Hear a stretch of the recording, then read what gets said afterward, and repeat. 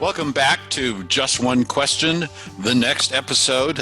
I'm thrilled as always to welcome this next guest back to the fold here. We've talked via my blog a couple of times, and Ryan Foland is always great to connect with. He's a speaker. He's an author of the book Ditch the Act. And he's a ginger, and I think that means that he's got reddish hair or that he's trouble or both. So welcome, Ryan. Check in and tell us how you're doing. Well, thank you, Nick. For clarity, the word ginger is open for interpretation. I refer to my freckles, fair skin, red beard, which is slowly getting grayer. But once a ginger, always a ginger, and you can always be a bit more ginger and join our gingerness. Great. And so how are you doing? If I lied and said that everything's good, I would be like a lot of people that are denying what's actually happening. Right. But, considering I wrote the book, Ditch the Act, one of the things that I've been doing is sharing how things are. And I'm actually feeling pretty good. I've been eating healthy. I've stayed away from booze ever since this thing started, just to get healthier. I've found more time for things that matter. But there's, this fact that all my speaking engagements have been canceled until further notice, a serious drop in income, a lot of moving parts. We all have our plans for what we were going to do. And so I'm with everyone in that big repivot. So both my podcasts, we're changing and pivoting the content. A few different projects, but nonetheless, it's all here in a bunch of sticky notes that need to get done. So when they get done, I'm trying to be a little bit more patient. So I'm looking for the bright spots, Nick. Awesome. Thanks, Ryan. I appreciate that. All right, let's jump right into it. So just one question for you. It looks like America and parts of the world are slowly returning to work and to public life in some sense. There seem to be 50 different states here in the U.S. and 50 different plans, or maybe even more, because counties and cities have plans of their own. So it's very complicated. And we'd all like to know what the future is going to look like and what the new normal is going to look like. And I promise I won't use that phrase again in this video, at least. So without fear of getting it right or wrong, look ahead with your experience as a speaker and as a personal brander and as a guy who has his finger on the pulse of social media and all kinds of interesting things like that. Give us your sense of what's it going to look like in the workplace and for speakers and people like you and me 6 months from now or a year from now. Yeah, it's a great question. Something that I've been also asking people, and I'm excited to throw my cards down because I'm a gambling man. I like to throw a bet out there. So if I were going to guess, and because my world is ruled with the rule of three, I'll give you three things that I really see peeking out. One is going to be the increase in elasticity of time. The second would be what I'm going to call a content curve, right? Not the COVID curve, but the content curve. And then the third element, I really think we're going to become healthier as a nation, healthier as individuals, and hopefully have a healthier relationship with the larger ecosystem and the world and nature.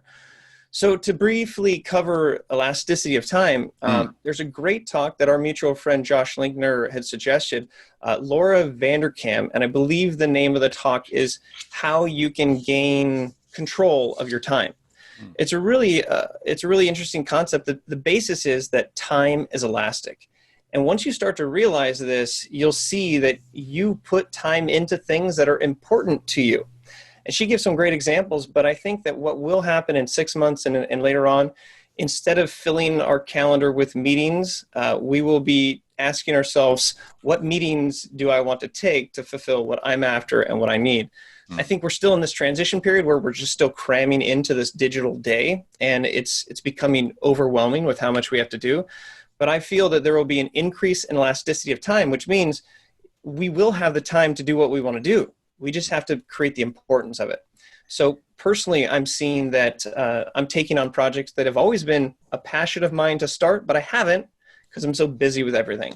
Mm. You know, me and my stick figures, I've always wanted to start a stick figure store. So I'm using this time to learn my coding skills and my WordPress skills. And soon there will be a stick figure store.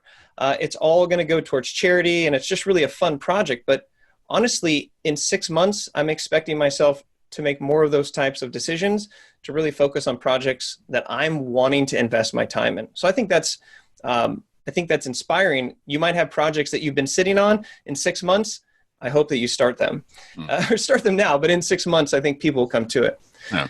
The second concept of this content curve, if you look at it, I'm paying close attention to this. Right when this all started, there was a big pullback.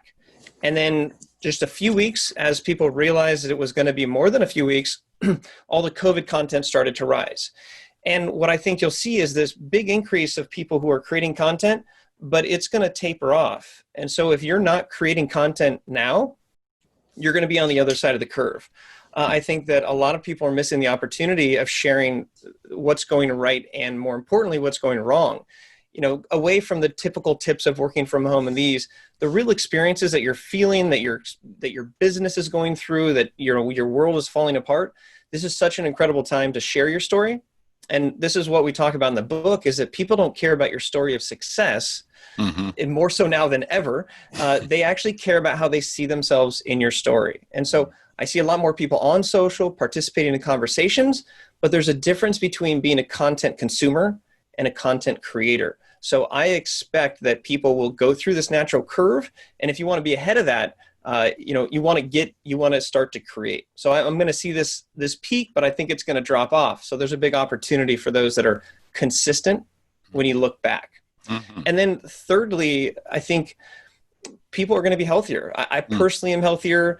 Less access to fast food and prioritizing health, I think, is important. Also, one thing that's unique, I work at the University of California, Irvine. And so I'm doing a whole series of interviews and articles around students and how they're preparing and how they're dealing with the pandemic.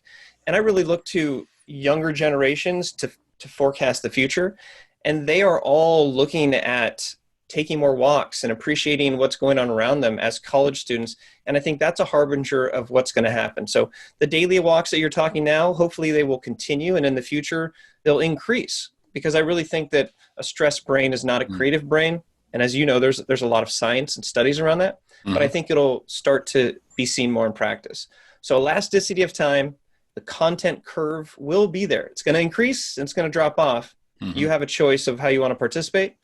And I generally am excited that people will become more connected with themselves and nature.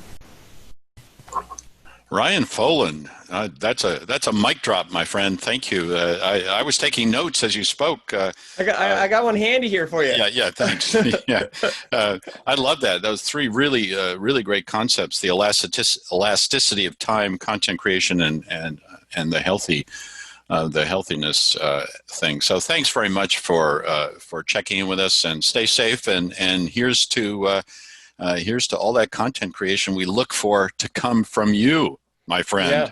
All right. And if you want to learn about speaking from speakers, especially in this COVID-19 era, the world of speakers, and if you do want a good challenge about how your messaging is put together, the 313 Challenge podcast puts people in a very hot seat. So feel free to check me out. I'm available, and I am going to be trying to lead this content curve. So feel free to engage, follow where it makes sense for you.